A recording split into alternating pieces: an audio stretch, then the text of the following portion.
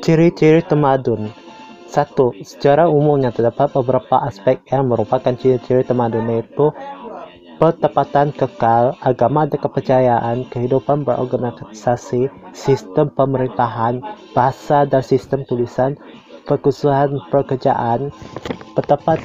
Pertapatan kekal. Manusia yang menetap di suatu tempat mempunyai lebih banyak masa untuk berfikir dan membina kehidupan yang lebih tersusun dibanding dengan manusia yang hidup berpindah randah.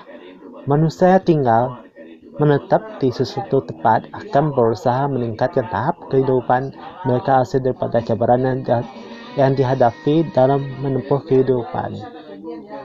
Halangan yang dihadapi ini merupakan pendorong dan motivasi bagi mengubah.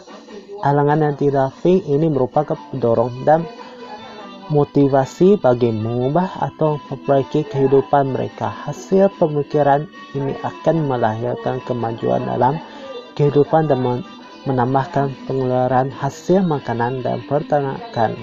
Salah satu kesan daripada kehidupan yang lebih teratur ialah pertumbuhan ekonomi. Lebihan ekonomi ini digunakan untuk mencipta peralatan yang lebih canggih dapat menambahkan hasil pengeluaran.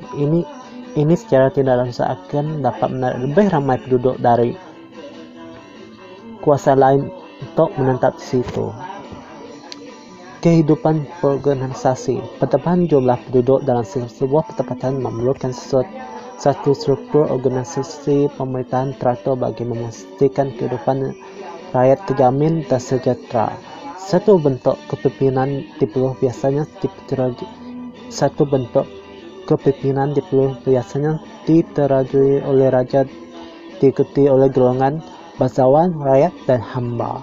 Golongan yang memerintah seperti raja mempunyai banyak keistimewaan yang dikaitkan dengan unsur ketuhanan dan serta mempunyai kuasa magis. Golongan yang memerintah seperti raja mempunyai banyak keistimewaan dan dikait dengan unsur ketuhanan serta mempunyai kuasa magis. Keadaan ini berlaku untuk membezakan antara golongan pemerintah dengan golongan yang diperintah. Ini membolehkan golongan yang diperintah memberi taat setia kepada golongan yang memerintah. Kebiasaan pemilihan golongan raja atau pemerintah berdasarkan beberapa kriteria tertentu seperti umur, kekuatan, keturunan, kekayaan, pengusaha retail, dan keagamaan. Sistem pemerintahan. Sistem pemerintahan telah diwujud bagi mengendalikan masyarakat lebih besar supaya dapat berjalan lancar dan teratur. Misalnya, pemimpin atau raja menggunakan unsur-unsur magis testamentus dalam mengukuhkan kedudukan dan status pada pandangan masyarakat. Dalam usaha mengukuhkan kekuasaan ke atas masyarakat, raja biasanya menggunakan hemat pendeta atau golongan agama untuk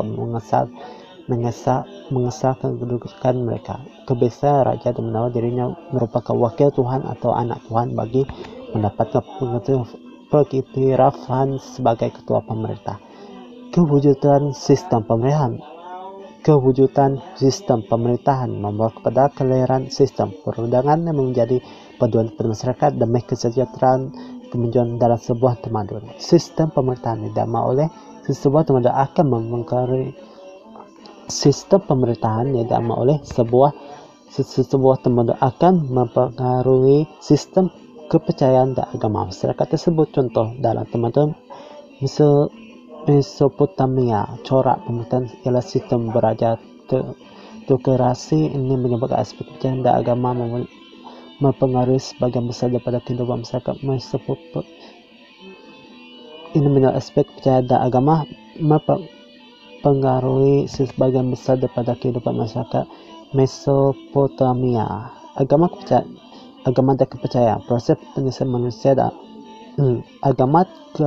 agama dan kepercayaan. Proses penyelesaian manusia dengan alam sekitar yang tidak difahami oleh manusia menyebabkan timbulnya rasa takut. Satu kejadian yang dikatakan memiliki kuasa luar biasa.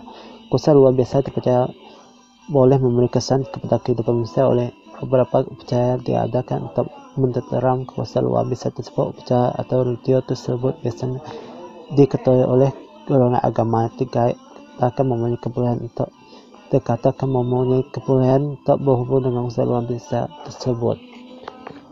Perkusuhan pekerjaan, pembentukan organisasi dan sosial dan perkembangan ekonomi. Perkembangan teknologi memerlukan kepakaran dalam pengeluaran barang ini secara tidak langsung mewujudkan pengusahaan dalam pekerjaan, pekerjaan perkara pedagang, susun lapis masyarakat, golongan pedagang, petani, artisan memainkan peranan penting menjadi tulang belakang kepada kemajuan ekonomi. Perkhususan pekerjaan ini menjamin peningkatan produktivitas.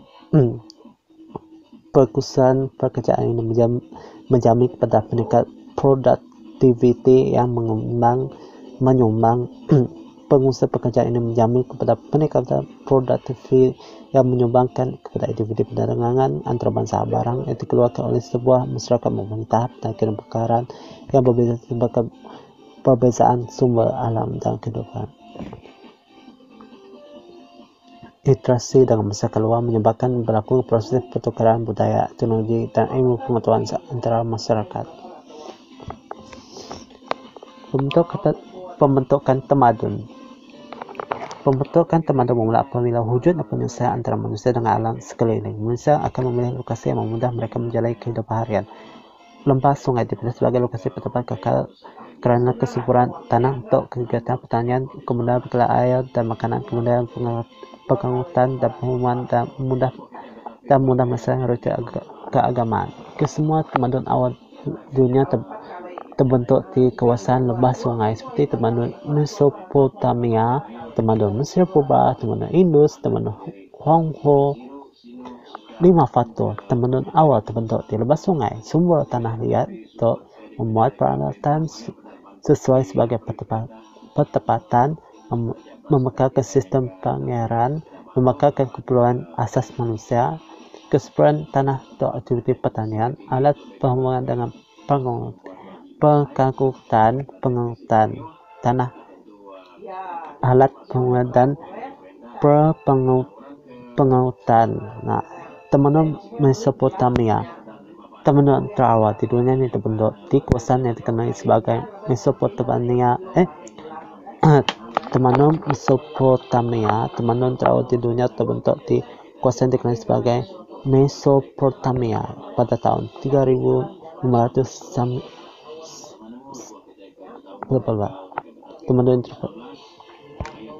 Tamadun terawal di dunia akan terbentuk di kawasan yang dikenal sebagai Mesopotamia pada tahun 3500 Masehi. Perkataan Mesopotamia berasal daripada bahasa Yunani yang bermaksud tanah di antara dua sungai, yaitu Sungai Tigris dan Sungai Euphrates. Perkataan Mesopotamia berasal daripada bahasa Yunani yang bermaksud tanah di antara dua sungai, yaitu Sungai Tigris dan Sungai Euphrates. Sungai Tigris dan Sungai Euphrates mengalir dari kawasan pegunungan di Turki ke tanah lembah depan Pamah di Iran hinggalah ke Teluk Parsi. Kawasan ini dikelilingi oleh pegunungan Zagros di bagian timur laut, dataran tinggi Arab di barat daya Teluk Parsi, dan di bagian selatan. Tamadun Mesopotamia berkembang dari pertengahan awal zaman Neolitik antara tahun 7000 hingga 5000 Masehi. Pada tahun 3500 Masehi, wilayah Mesopotamia telah berkembang menjadi pusat tamadun awal. Terdapat banyak kerajaan yang muncul dan berkembang di Mesopotamia. Kerajaan Tawa ialah Kerajaan Sumeria, Kerajaan Taraya ialah Kerajaan Chaldea. Tamadun Mesopotamia dapat dibagi kepada 7 sama perintahan yang penting. Sumeria, Akkad, Urartu,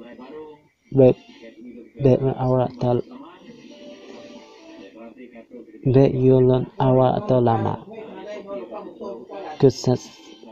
Assyrians di bawah.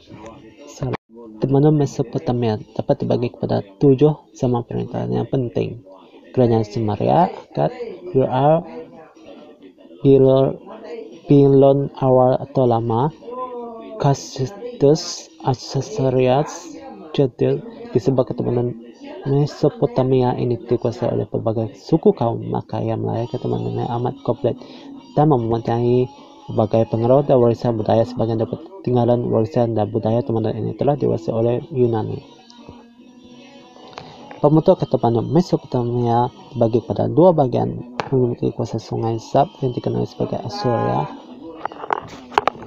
Bagian selatan, Bandar Baghdad, memiliki kuasa sungai dan sungai Euphrates yang hanya bercantum dikenal sebagai Baglon terbagi kepada dua kuasa, yaitu Akkad di utara dan Sumeria di selatan. Perkembangan Tapanuli di Mesopotamia. Perkembangan Tapanuli di Mesopotamia berasal dari wilayah selatan, yaitu Sumer. Perkataan Sumer berasal dari nama kuno yang merujuk kepada wilayah di selatan Irak, yaitu Sumeria. Pada mereka awal, kuasa ini didedami oleh tiga kepulauan etnik, yaitu Sumeria, orang Semitik, dan orang yang tidak diketahui asal unsur keturunan, tetapi bilangan mereka adalah kecil dan kekal. Orang Semitik merupakan etnik atau bangsa yang berasal dari semenanjung tanah Arab. Antara bangsa pernah mendirikan dan menumbuhkan kerajaan di Mesir.